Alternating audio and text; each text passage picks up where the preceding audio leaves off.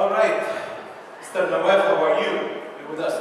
So I have a couple of questions before we start. The first one is, I noticed that the round of applause and the greeting from the audience is not as high as many other places. Is that because you're investors that we have to evaluate the situation before we start anything? It's like, are they worth the clapping? This is going to take too much of my energy. I'm not really sure if I should do this or not. I'm just checking the energy because I'm feeling, yeah, okay, you guys are enthusiastic. So very quickly, I'm loving the panel today. We're missing a couple of people who are announced. We're hunting them down. We'll find them at some point, but with another panel. But for now, I need to have a deal, and I have spent some good years working on the topic of negotiation, which is another long story that I could tell in another time and another life, but this is something that I'm very passionate about. When it comes to investment, my experience is much less and limited than many of you here in the room, but I'm an angel investor. I have a very small portfolio, and the topics we're discussing today here are of my interest, especially with the amazing panel that we have today. Ayman here is a good old friend of mine. Somebody told me today that you should never say good old friend. He's a long-time friend, because after you pass a specific threshold, good old is becoming a little bit sensitive. But we've known each other for so long. We've had different endeavors together, and I really trust his mindset in so many ways, and he wears several hats. And I want to start with you, Ayman, because also, please, let's share with people a little bit of your hats. And I think you're an academic, and then from academic, investor, board of several startups that you're investing in, right? And most importantly, he is the founder of one of the most prominent entities in the ecosystem, which is VLabs and AUC. So I'm going to let you talk a little bit more about what exactly you're doing, but I want you to take a different aspect of the story. Yeah, we're going to use first names, so no Dr. Ayman, no Johannes, and now, when it comes to the negotiation aspect, as you go through the process, I always say the hardest part of the negotiation is not the negotiation itself, but starting the negotiation, getting people on the table, and then you go through the term sheet. Now, I want you to tell us a little bit about your role and your hat, because as a board, different than an investor, different than someone who's running the company himself, tell us about the dilemmas that you've seen, and then I will go to another speakers, because I have more questions. Yes, sir. Okay, so welcome everybody, and really happy to be with you. That's a very open-ended question. So, my hats, take the focus as much as you want. I just wanted to give you the floor. I know I have so much to show you. Perfect. So, I teach at the American University in Cairo. I've been teaching for the past 10 years. Before that, I worked in consulting. I was at McKinsey for 5 years in the US, and I was an engineer in a previous life and then studied many other things, but ended up actually in Egypt working on entrepreneurship. 8 years ago, I started the AUC Venture Lab. Today, we have supported around 150 startups.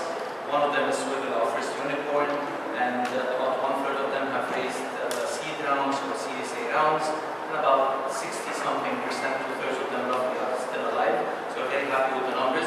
So I've worked a lot with those types of startups and discussions, helping them when they're raising, sometimes in the middle of negotiations, sometimes they share a term sheet with me and I tell them, no, this is great, this is lousy, don't go there. So that's one side.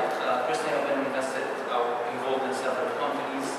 A couple of them are in fintech, and they're doing fantastic. One is in logistics, last mile delivery. Getting into one right now related to kitchens. So I'm not wrong about the many hats. Probably have much more.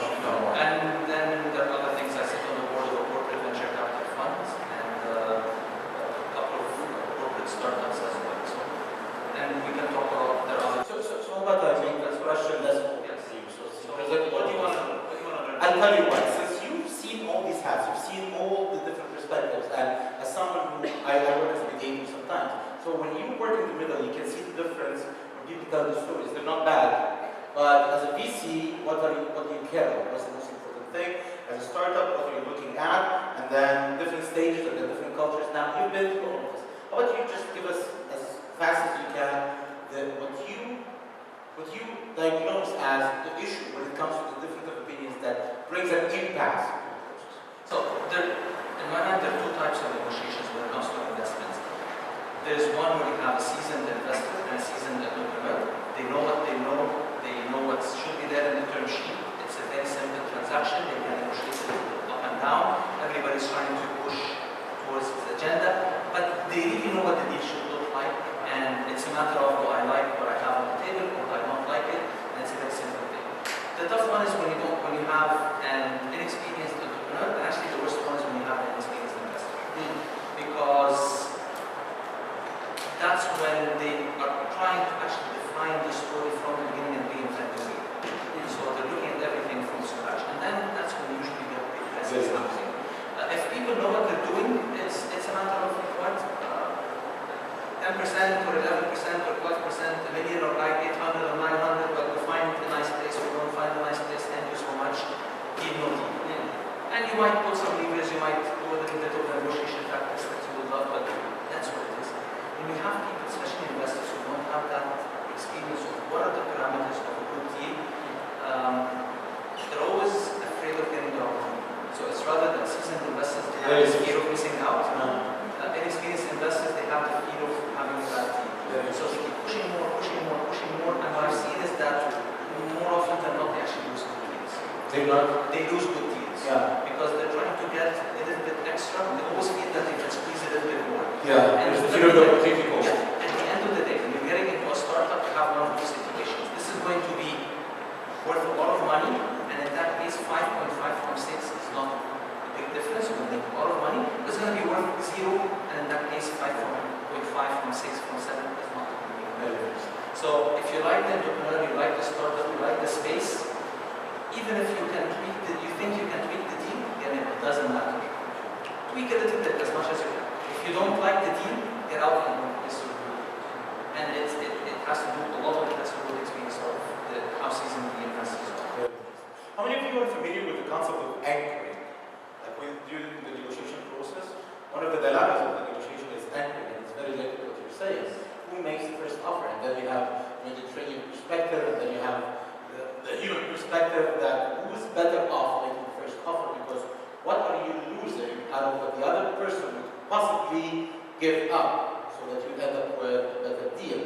And this is obviously because it becomes personal, and the ego plays in, and then you start realizing that, oh no, I'm getting everything that I would want, but must be more, and then the psychological aspect starts playing, and mathematically it is much, much better if you make the first offer. If you make the anchor, your chances of guaranteeing what you want is higher than if you actually wait for the offer. I don't know. I was in a deal recently with a very, very seasoned investor, probably one who made the highest number of exits in Egypt. And this point was, I want them to anchor, I'm not an anchor anywhere. Okay. And I don't know why you're saying that, but said no, they have to anchor. Someone very dear to me, a very old lady, and the idea was you walk into a store, and the guy, you ask him how much are you selling this, and he would say 100, and she would say free. And if she doesn't get kicked out of the store, then it means that you already know what. Yeah. That's very good. Most of what I've seen is the anchoring game is part of the experience. Yes. Because if you're making one single number, the most important part. In reality, there are Many other essentials. And if you get a good deal on all the others, you can very happily sacrifice or negotiate. So let's take this to Marwan. Marwan, let's talk a little bit more about the term sheet. Details, and what exactly is the angle that comes into your mind first thing when you're preparing for the process? What are the most important things that you look at that you know that the counterparts are going to come in ready with this? How do you strategize for this? And then I'm going to go back to Nawaf right after this. Nawaf, we're sorry, we wish we had you with us here, but we would like to come back and ask for the culture. All right. But let me tell you a very quick thing. We just closed $33 million like 2 weeks ago. At Capita, it was very aggressive round. The thing that we were working to understand how our investors are going to help. We received like a couple of offers, but the thing is we always have to choose the right investors or the right VCs that would take our business to the next level. So it's not only about the valuation, or it's not only about the amount of money that you're raising. The thing is, it's all about what you're doing, what's the opportunity, how are you going to scale this business. So we're focusing on like a couple of things in the power, the voting power of the board. To what extent those investors are believing in the model? To what extent they are going to help us to go for the next round with a very big chunk and to make our dreams come true, how to conquer this business, and we're seeing the opportunity and we know the problem and we know how to make it happen. So when you define the term sheet, you have to focus on the very tiny details, and I've been experienced this through Swivel. I used to be the BD director for Swivel. Like I remember when Karim joined Swivel, like we had like a very minor default in the term sheet that costs like $500,000 of investment, and we were working to have like so many hacker rounds in order to pay back this investment and how we're going to make it. That was a letter, because of a letter in the term sheet that could cost you something. It's very important to go into depth, the details, so that's why we have to be backed by the people that they have a very high professionality in this thing, from the financial to the anything related to the term sheet itself, all the aspects of the term sheets, financial evaluation, everything. So that's we always go to the people that understand each and every single letter has been written in this term sheet. Also in Karim, I used to be one of the team that scaled Karim here in Egypt. So we're working on to how is the business is growing, and the fundraising itself. It was the promises that we're giving to the investors. We're making sure that we'll make them happen. It's not about we just only sell the idea of the valuation, or we're just selling the numbers. No, it's about the impact, the real impact that you're doing on ground. That's one of the biggest things that we're focusing on. So we keep our promises, and I always see it's a binary game. It's a fly or a die from the both sides. So if you can make it, so it will be like a new unicorn, or if you're not, you will run out of cash and you will die. So that we name it, it's a binary, it's a die or fly. At this point, now we're doing like, we're choosing the right investor. It's so hard to do this in order to understand that these investors are going to have your back. They're pushing you to the next level. So that's the thing that we're always focused on, and later then it comes the deal itself. So yes, I believe in you that you're the right investor, that you're gonna take this business with us to the next level. So anything, it could be amended. So it's like what Dr. Ayman said, it's a deal. So that's it. I really like how you guys are taking it. Like you're describing it as a very easy, and not easy, smooth, logical process. But I think this really happens always when you have the right good people with the good intentions, then it works. But then sometimes, and I don't know if you agree with me or not, but sometimes there is a level of irrationality in play that comes perhaps from, as you said a little bit ago, lack of experience sometimes, and also it happens sometimes because of some differences of the hidden judges and the egos and the other things that are in play. And they're not necessarily, because when we say this, sometimes people think about it in a very negative way. I think this is not necessarily a negative way. It is the ownership, and tell me if you've seen this before. Startups approach with investors with their projects, if it's their baby, and you're taking part of your baby, and the valuation is not the valuation of the money we're making or the re-evaluation of things, but it's actually a valuation for my baby. So the psychological effect there can actually present a huge challenge. And sometimes also, and I cannot blame the startups for this, or even companies who have already made 1 or 2 rounds of the kind of money people talk about right now in the market, it encourages people a lot to do some unrealistic valuation there. So you start attacking them and criticizing them. I was approached recently by a startup that has been operating less than a year. Okay? They have not registered, no security guarantee, nothing yet. Okay? They have not registered. But they have been operating, they developed software, they have been operational for a while, they believe their system works, it's a brilliant idea, we're going to be the biggest in the market. It's like, it makes sense, okay, that's good, let's listen, what do you want? Well, we would like to have you and a couple other people because you guys are great, da da da da da. What's the valuation? £25 million.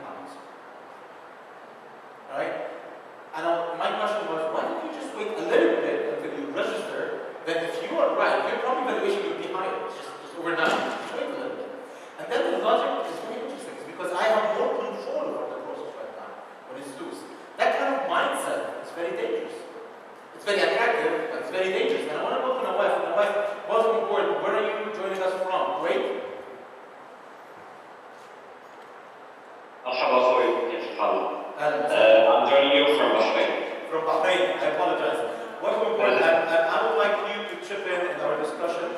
See, I'm doing something very stupid. I'm looking at the screen to see you, but actually, for you to see me, I have to do like this, and then look here. You have to love technology. So now, here's what I would like to ask you to join us with. You've been hearing the kind of discussion we've been having so far. I would like you to bring your 2 cents on board and tell us what are the experiences and the most important traps you have faced in your experience before. And I would like to ask you, I think the discussion for all the panelists is related to the culture aspect. And I'm not bringing this to the culture aspect because the wife is joining us internationally, but it happens everywhere. When I say cultural differences, it could be the nationality or the geography, it could be the gender, it could be the experience, a lot of things. How the culture plays in there. Now, how about we give you the floor a little bit and share with us your experience? Thank you very much. I'm very excited to be in your prestigious panel. So basically, let me just give you a background of what I do. I head the Angels of Bahrain, which is called Techne. Techne is the first sustainable investment company in the GCC region. We've been visible and active since 2011. And alhamdulillah, we've done 25 investments so far. We're angels, so our investment model is a bit different. So I think what we do is we stick with our investment thesis. If our investment thesis says this is the cap, this is the valuation cap, we take equity between this and that. So we kind of bring in the startup on the same level. What we also would like to see is that we collaborate with accelerators and other angels of Bahrain, so for us to have the same level of or agree on the same on the same investment amount, on the same evaluation amount, on the ticket sizes and all. So once startups graduate from accelerators, we know exactly how much they're evaluated at, and then we set the tone. And also what we look at is whether are we going to go in with equity or a safe note agreement. So that's a differentiation by itself. Because if you're going on equity, then you're like, this is what we're going to give, and this is our offer. But with the safe note, it's like we're looking at the future more on how much it will convert and whether the startup will convert on this amount. And then we're flexible. We're like, okay, so if this is your cap, then we will come in with this amount. Culturally, Bahrain is a really small market. So you've been basically working with Bahraini companies, huh? Excuse me? You've been investing, or the kind of interaction you had so far has been with Bahraini companies, right? This is because our shareholders only invest in Bahraini startups. So whoever is going to be in the market, we either talk to or invested in or we know about. So since Bahrain is small, we all talk to each other, the different stakeholders in the community. Yeah, that makes sense. Right? Yeah, that's right. So I want to go back to all the panelists, and I want to ask about the moment of an impasse. When things are going and you think everybody has done their homework and things are going well, but then there are a couple of issues, they escalate, and then you are hitting an impasse. What are usually your techniques, and what do you do when you get to that point? If you ever got there. Okay, for the moment of impasse. Yeah. I mean, we've been talking for, I don't know, a few months, a year, two. We've been agreeing on 80% of the stuff, but we are in a moment where we have an impasse. And I think everybody in the room, and Ayman, they just mentioned it, it's never about one thing. It's never about just the price. There are many other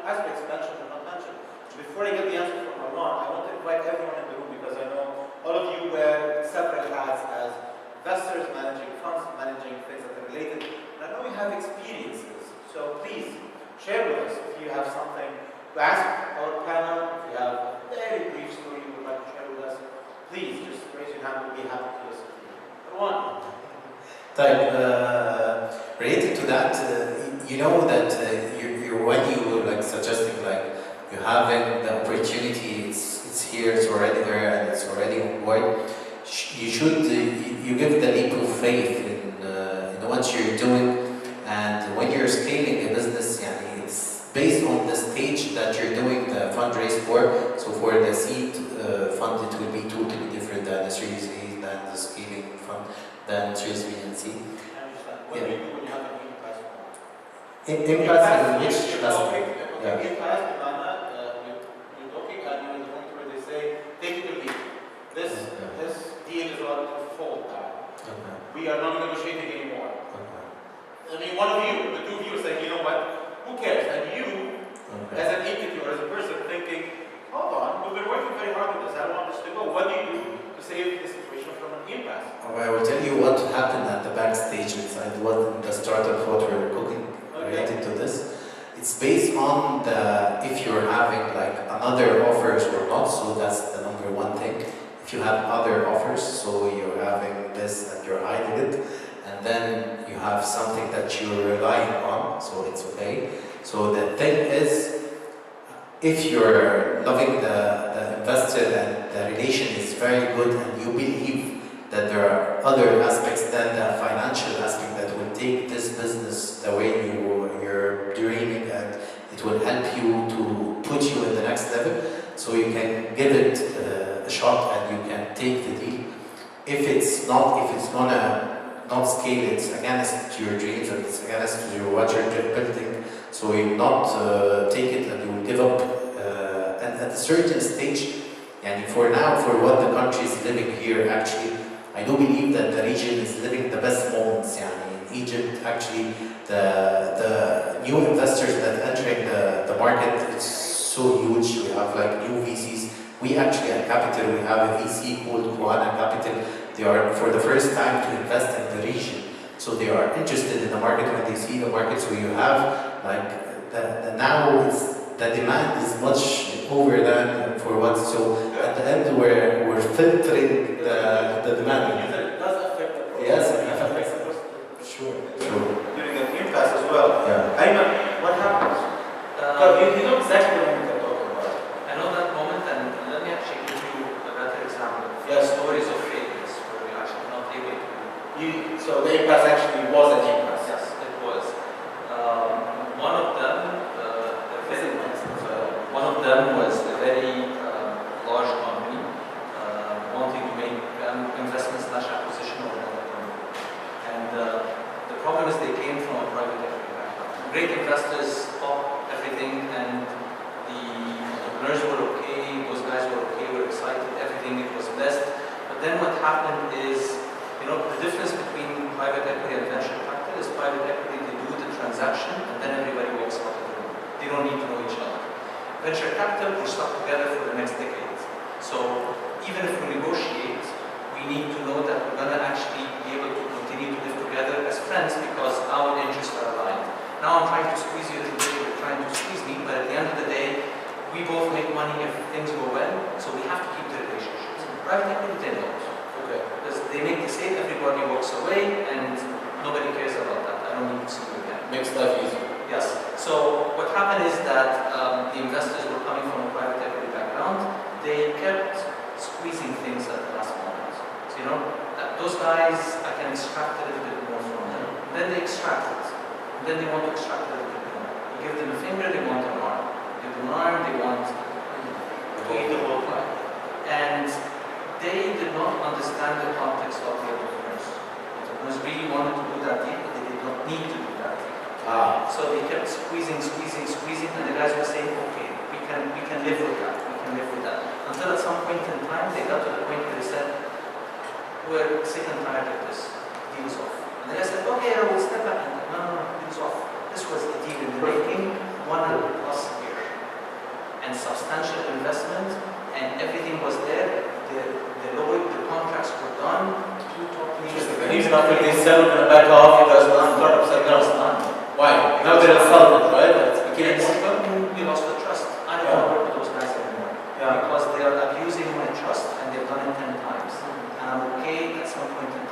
you have to really understand the context. So this was a transaction. I was so happy that it didn't work. I don't know If it's not confidential, what was your goal in it? I was on the side of the startup. Oh, this time, okay. Yes. All right, there you go. And I was not excited. You were not excited. But they said it's a good deal, and we continued to work. Very interesting. And at the end, they said, "We don't want to work with those guys." It was no longer about the team. It was about the team. Yeah. Now, I know you have more stories like these. Do you have any story where you saved an impasse? Look, saving an impasse, I mean, can always think about Getting over an impasse? It's always about creating. Anybody has stories here? It's always about creating options. Mhm. So the question is, most of the failure stories are probably 3 years ago that I have, and at that point it was very hard to create options.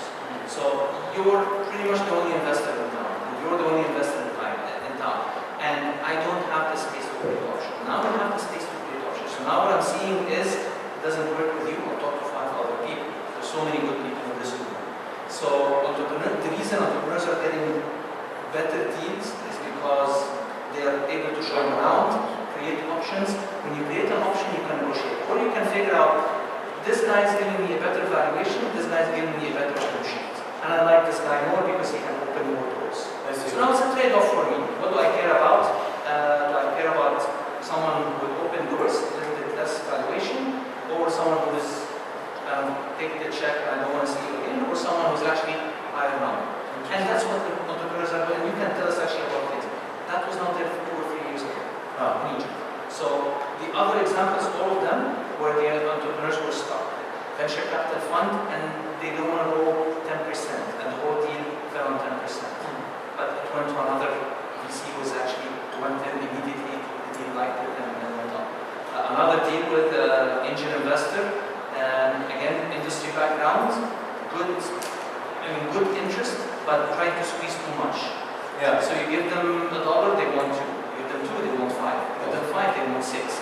So what's the set of the trend for us? As long as they feel that there is more to squeeze, they want. And at the end, you tell them, well, no. And then you say, okay, let me step back to the last one. No. So it's very important to understand that there is something about the money, something about the terms, and there's something about the relationship. And you trust that working with. And in startups, it is probably one of the most important things, having that kind of long-term relationship. And also another point that now I don't know if you feel the same way in Bahrain. I have to admit I've only visited Bahrain once and I'm not very familiar with the startup scene right now over there. But is there also an excess supply of investors and a lot of interest? Are options being created so that the startups would have the benefit of moving from one to another, like it's happening as I described now in Egypt, or it is a challenge for them when they have to just keep the option that they have? While I listen from your interaction, we have a few more minutes, guys, and I would still like to hear questions from you, stories from you, ideas, anything, just anything that pops in your mind, and then listen to Nawaf and then come back to you. Yes, Nawaf, what do you think? How do you feel about this?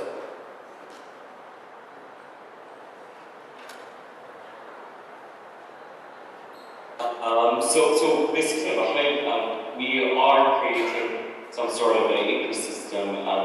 We're very nascent in developing our ecosystem. In terms of investors, there are limited amount of investors in Bahrain. However, what people would like to see is more of connection, business development, and also cross-border connection. So they come to us because we have a network of many investors from most of the business families in Bahrain, and we've also partnered with a lot of entities outside of Bahrain that can create synergies with these startups and develop our investment pipeline as well. As I said, our situation is very different. Egypt and Saudi and the UAE are big markets. We cannot compare them with Bahrain. However, it's all about synergies. It's all about getting the right investor, and how can we create or develop a deal that can target the Bahraini investors and also the investors from abroad. Very interesting. I saw a couple of hands in here, and I see another good common friend of ours just walking through the room. Mr. Negoation, he is one of the most significant and prominent angel investors in the country. And we're discussing negotiation and startups and investors slash VCs slash everybody else and the dilemmas that we have. And we're asking the audience to also join us. Our panelists shared a lot of those stories with us. And if I may, I just want to tell you that in my humble experience in so many negotiations, I found what you tackled right now very critical, the relationship. Sometimes the relationship allows a lot of room of compromise, and sometimes it kills it from the beginning, and sometimes when you lose it, it kills it at some point. Also, how much and how bad you want this, not necessarily for the lack of better option, because that's what I want. I mean, the options are important. I know that if I don't do this, I have other investors. But what if I emotionally and subconsciously, I'm not determined that I really want to do this. That there's an internal conflict that takes place and you can see it. Whether you really want to do this. You're saying, yes, I want the market. I want to get a fundraising. I will give you part of my company. But internally, this is not happening. So what happens here is you have an irrational escalation because you are becoming irrational. And you stop it. So I was recently part of a negotiation where there was inside information that came, sometimes in backdoor channels. People send you, like, I'm not going to tell you anything, we'll stop here and nah, nah, nah, nah. Then there's the backdoor channel where they say, listen, just go down on this specific item. Just 10%. No. Okay, just 5%. No. And then the message is very clear, it's like, listen, dude, they have absolutely no problem with anything. The thing is, now they are insulting you, not paying for it. So just even 1%, anything, just tell them that you want this as much as they want. And the answer was no. Why? Because the other person's answer was, I'm not going to go a penny because simply I don't care. 1, 2, I don't like them. 3, most importantly, I'm better off not doing this deal than getting into business with them. So he had emotional issues already about the deal, about respecting them. And later on, we had to actually investigate a little bit more, and it had to do with values. I was getting into that deal with them because of the financial value that they're offering, because this would have been a life-saving for us. However, it was a very clear, we had an early feeling about it, but it was a very clear situation as we are moving forward, that we have different values, we're going to have tough discussions, we're going to have some different disagreements. So, 1, I would like this deal to go down, and if it's not going to go down, I'm going to get everything that I want, I'm going to piss them off. That kind of crazy stuff that we hear from people. And I get the privilege of actually listening to this because most of the time either the advisor or the mediator, right? So people can feel safe being crazy telling me stuff like this. That's quite interesting. We had someone here who wanted to either ask or share something with us.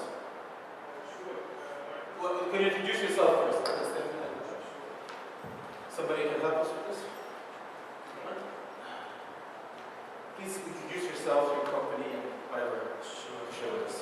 My name is Freddy Maurice. Freddy Maurice.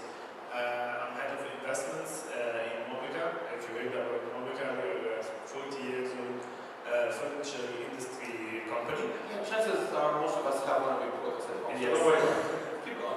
We are proud of this, of course. Actually, we have been running an investment section since last year. We are mainly an angel investor or family office investor or whatever it's called. We have noticed something recently when we talk with startups, and you mentioned this while talking, that the demand for investors now is disrupted. Actually, a lot of funds are coming from abroad, 500 startups and global, all the big names.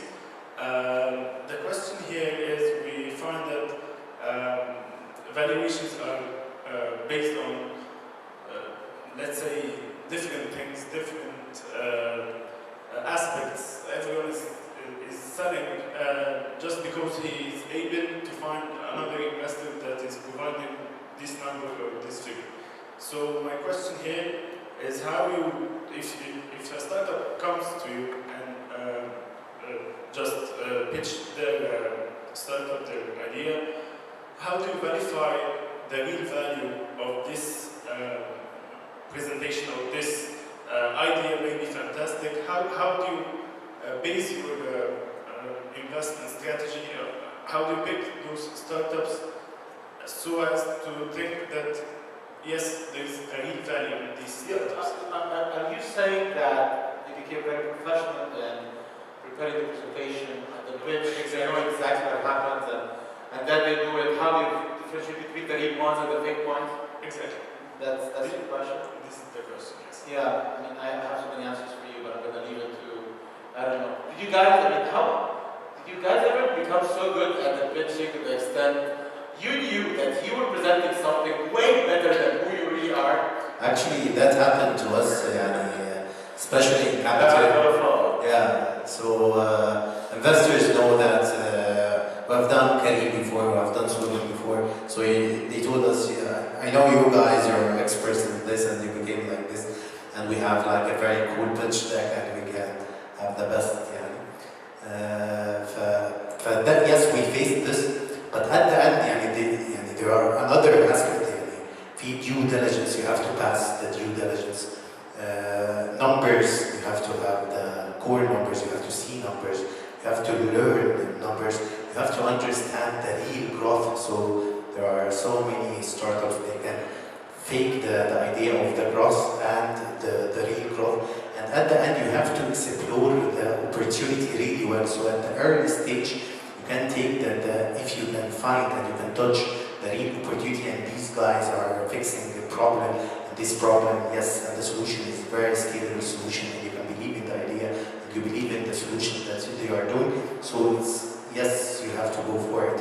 And at the other side, you have to understand the depth of it, so you have to see the data rooms, so you should have an access for the data room, and you have to check the raw data itself. So you have like so many things in order to evaluate the startup itself. So that's the thing. It's not just the pitch deck, it's not just the presentation. So that's we having like the skills to do like a very nice presentation.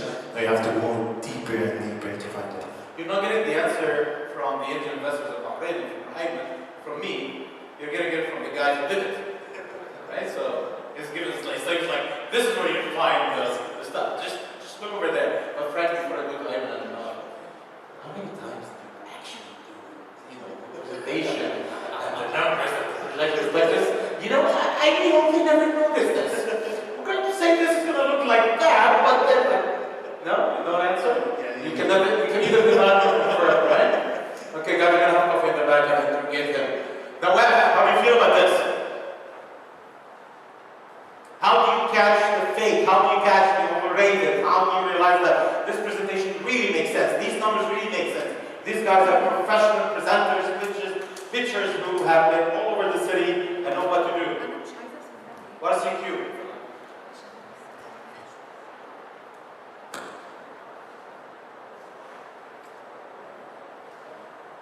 I think, now if you're muted. I don't think he can hear you. He cannot hear me. Can you hear me? I have some internet issues. Sorry. You have some internet. No, Yeah, you're muted. Okay, so my question again, if you have an input regarding how you differentiate when people presenting to you a presentation or numbers, they're so good, you're not really sure if these are authentic or not. The presentation is way bigger or better than what the business would really be. How do you figure that out? with us, so basically we look at how big is the startup going to be, and whether the founder can deliver the product or service. So the founder. And as I said, most of the startups in Bahrain are founded by people from the community and people we know. So the history tells, right? It's about the track record, how many exits have you done before, whether you can deliver or not. And the process is really simple. Okay. We bet on the founder. This is what we do. Thank you. I can see in your face you have one or two things to say. Yeah, definitely. Before our closing remarks. Couple of things. A friend of mine who's actually CEO of a company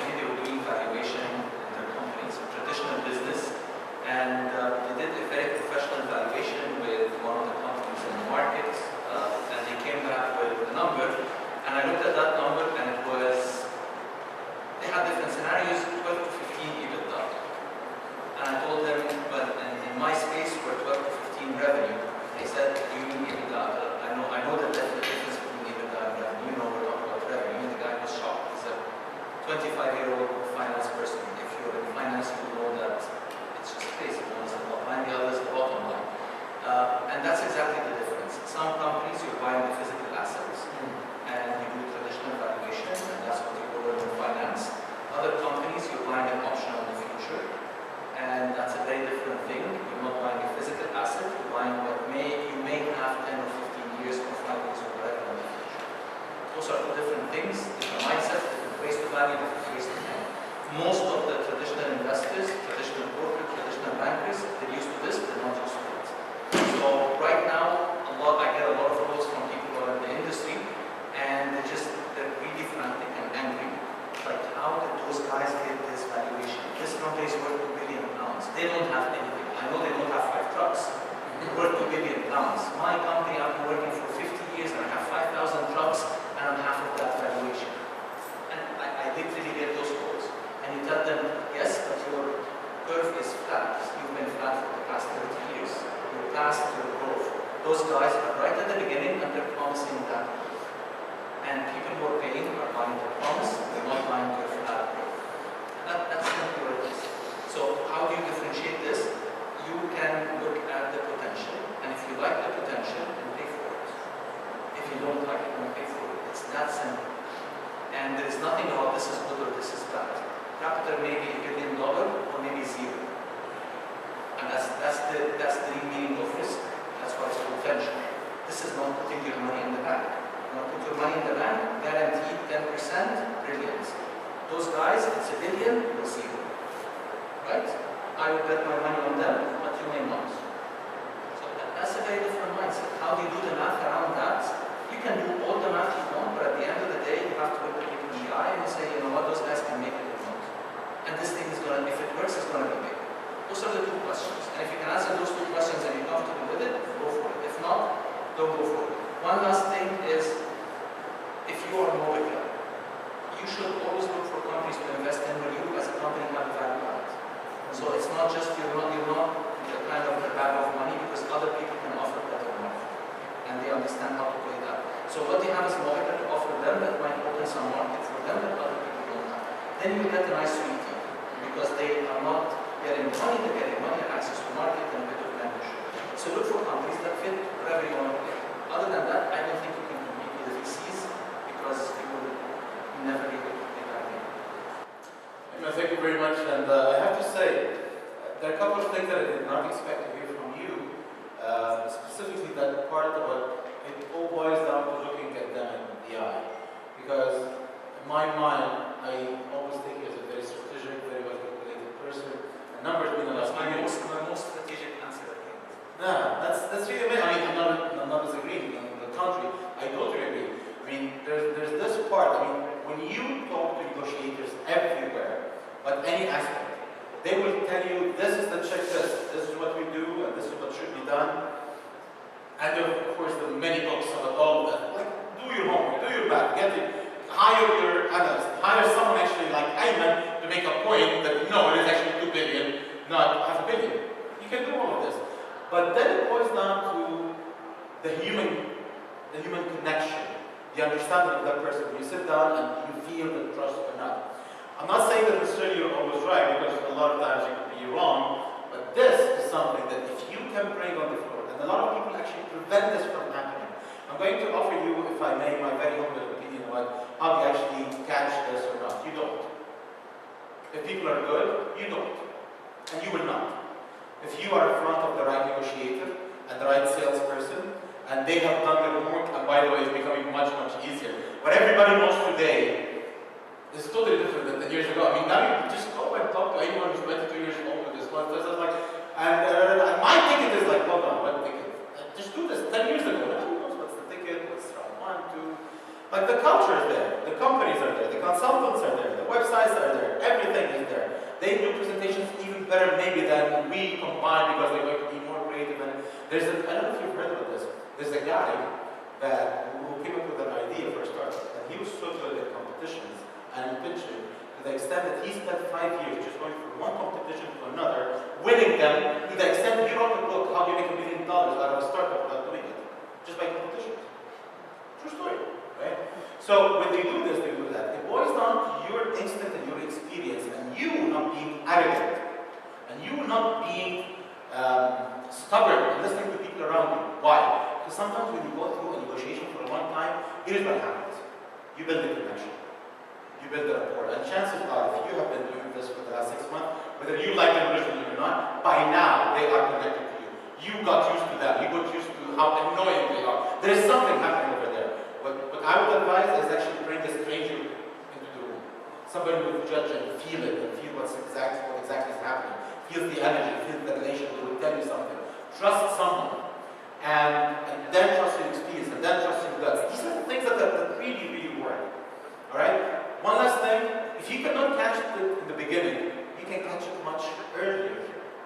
And the problem is, when you walk in and you decide, I trust, I'm in, it's like a marriage. I'm all in. We don't have to check except after much, much longer. But in fact, if you do the checkup every now and then, much earlier, did we do this, did we get this milestone, are we done with this, did we achieve this, you realize exactly what's going on much earlier. People discover it much later because they keep it happening for 6 months, for a year, or 2 years. But if you catch it early, you might be able to save it or just get out of it if you can. Now, this lovely, annoying, amazing son of the time is up. It's really happening. We have to do something to the organizers, so we need to change it. It's just gets into your subconscious. And I want to thank Nawaf from Bahrain. Thank you very much for being with us and sharing with us your stories. And we wish you all the best. Thank you very much. And please invite us to any events that are in Bahrain taking place. Thank you. Thank you very much. We'll see you soon. Thank you, and hopefully next year you're with us. Please, Marwan, thank you very much. We wish you all the best of luck. And I'd like to talk to you afterwards because I'd like to hold a workshop of how you bluff, prepare a presentation, and do everything that is trustworthy without even having anything. We're going to work about this, and I think everybody would like, if you would like to join us, it would be great. Ayman, always a pleasure seeing you. Really hope to see you before next Techne Summit. It's lovely to hear your stories and your input. And Keep in mind, by the end of the workshop, people will want to invest in the brand. yes. That will be scary. We will be like, That's really nice. That's really nice. You know the joke about I just bought there's a joke. I just bought a book about how to become the best fan ever. I spent the $100. I never got my book. Thank you very much.